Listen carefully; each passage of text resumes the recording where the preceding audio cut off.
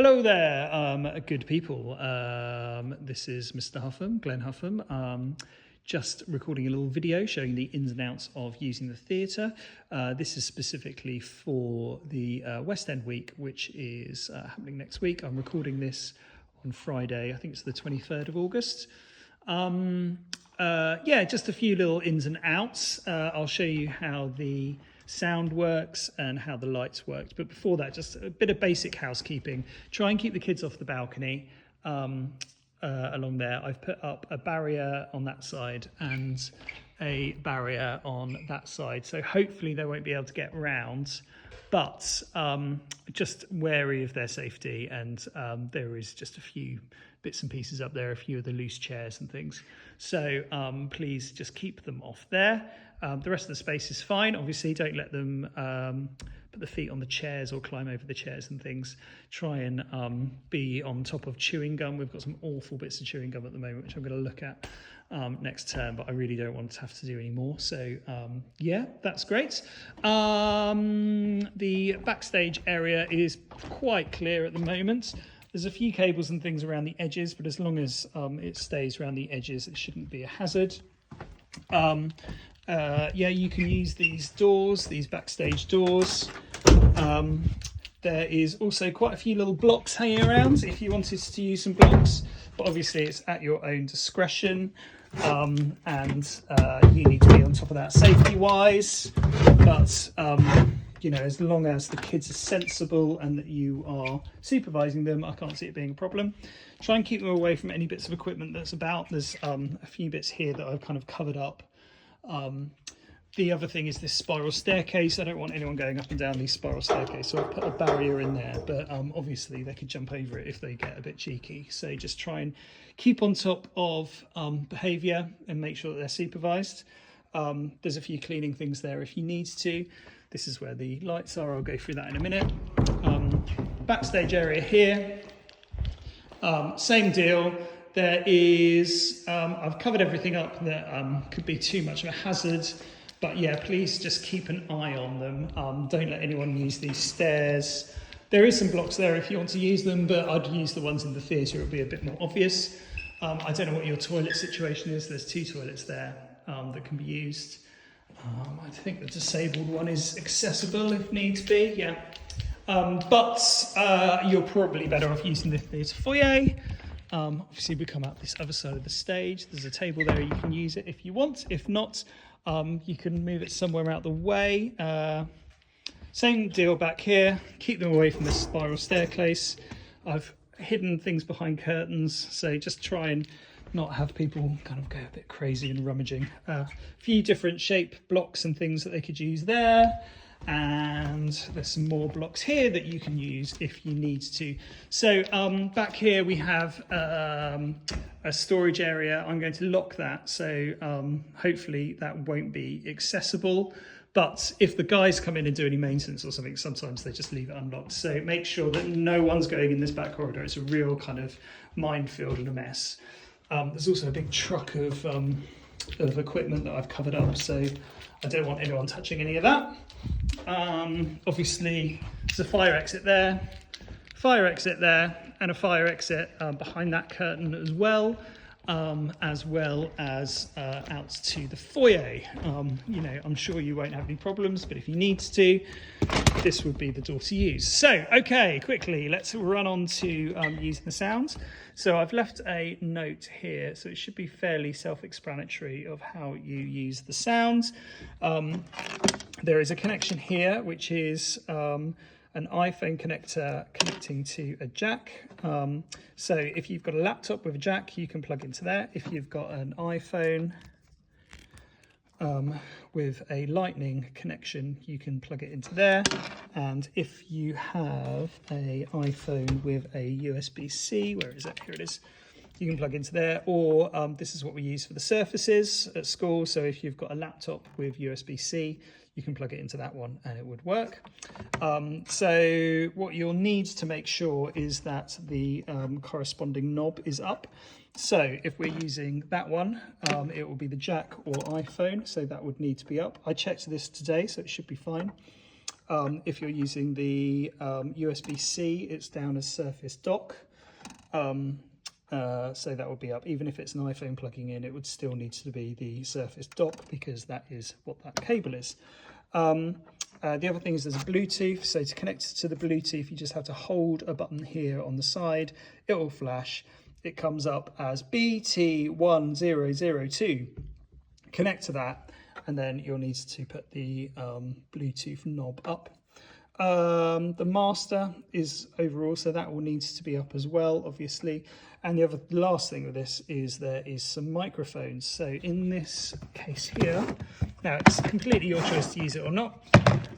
There is 4 microphones. They are all controlled from one knob. They're quite basic. They're this little unit there. So that will need to be on. I'll leave it on. So then this, in fact, I'm going to turn it off. And then if you need to, you can turn it on there. So these microphones turn on from a little tiny button at the bottom.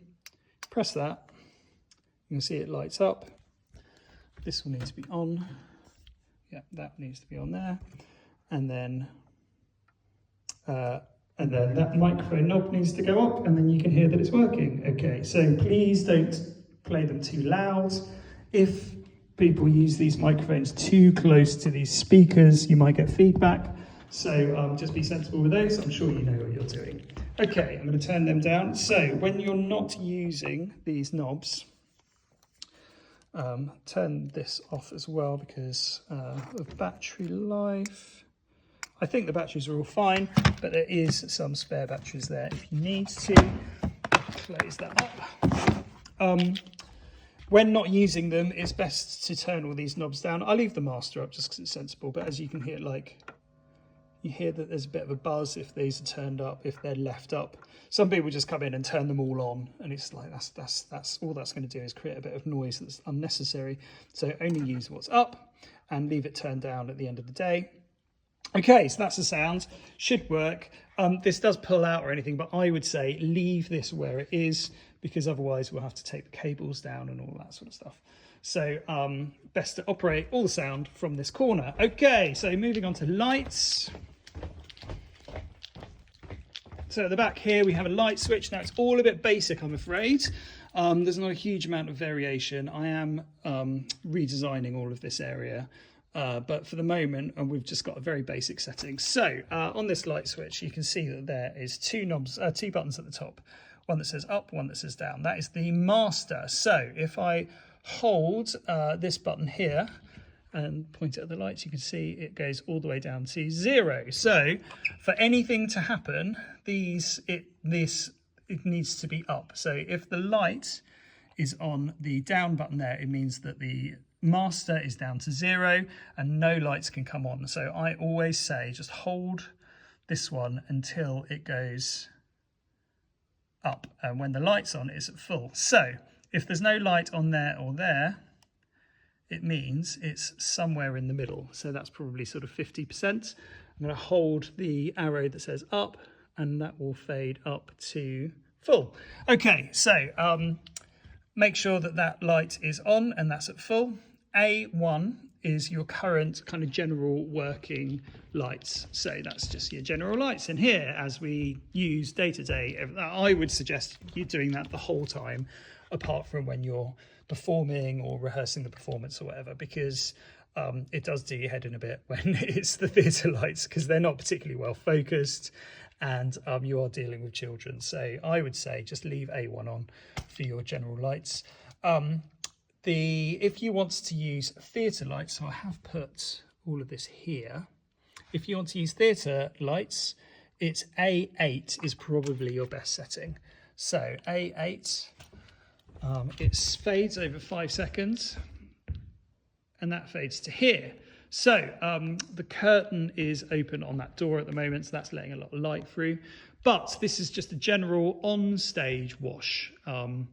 It's as much as we can give you at the moment, really. Hopefully that will be enough for you. A5 is just the house lights. So I've clicked A5. So that's the lights over the audience. And A3,